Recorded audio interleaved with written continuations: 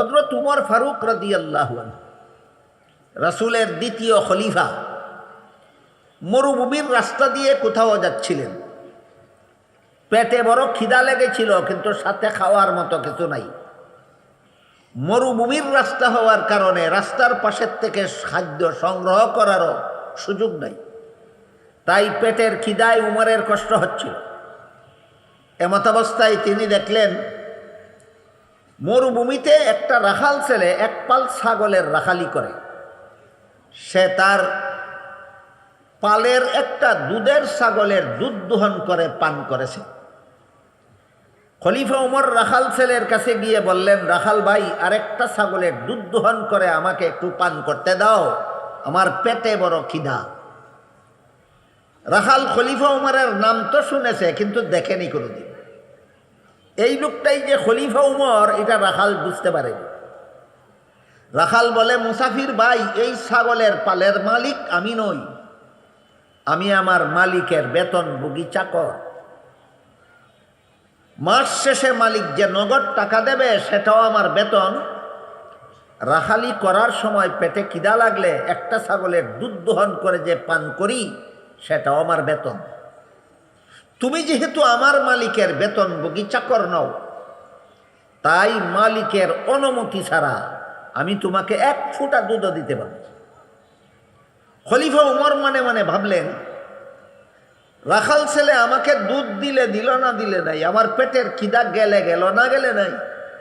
কিন্তু আমার দেশের একটা রাখাল ছেলে যে এত বড় আমানতদার, মালিকের অনুমতি ছাড়া মালিকের মাল কাউকে দেয় না, এতেই আমার আত্মাটা তুষ্ট।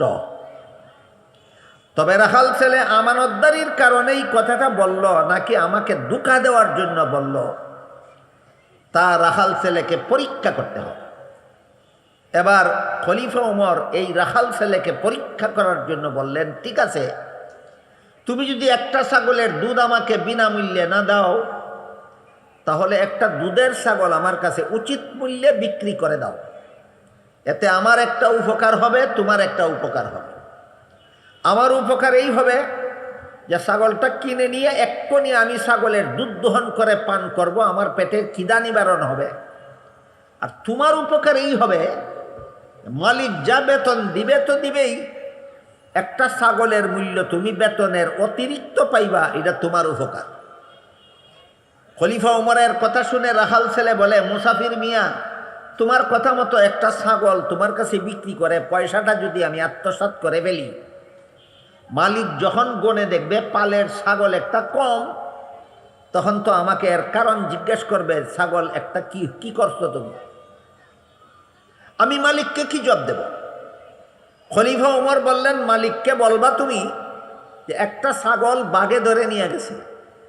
বাঘে ছাগল ধরে নিয়ে গেলে রাখাল ছেলের ফিরাবার কোনো ক্ষমতা নাই, কাজেই তোমার বিরুদ্ধে কোনো বিচারও চলবে না, অভিযোগও চলবে না, তুমি বেকসুর খালাস পাবে। এই কথা বলা মাত্র রাখাল ছেলে খলিফা উমর চিনে না মুসাফির লোকটা চিনে? মুসাফির লোকটা।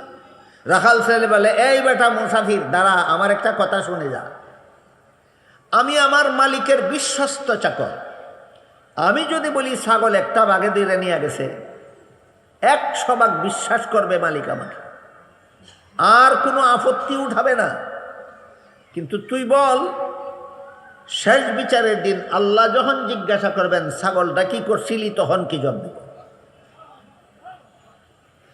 এই মালিকের ছাগল বিক্রি কইরা পয়সা আত্মসাৎ করে খাইয়া ছাগল বাঘে ধরে নিয়ে গেছে বলার মতো দুর্নীতি একজন নবী করলো না, না একটা অশিক্ষিত রাখাল ছেলে করলো না? অপকর্ম, এইখানে অপকর্মের থেকে শুধু নবী বাঁচলেন না, একটা অশিক্ষিত রাখাল ছেলেও বাঁচল। কিভাবে বাঁচল? একমাত্র আল্লাহর কাছে কি জবাব দিব এই ভয়ে। এই ভয়টা মানুষের অন্তরে একমাত্র মাদ্রাসা শিক্ষার দ্বারা জাগ্রত হয়। দুনিয়ার আর কোনো শিক্ষার দ্বারা অপকর্ম করলে আল্লাহর কাছে কি জবাব দিব, এই ভয় আর কোনো শিক্ষার দ্বারা দুনিয়াতে জাগ্রত হয় না। এটা হল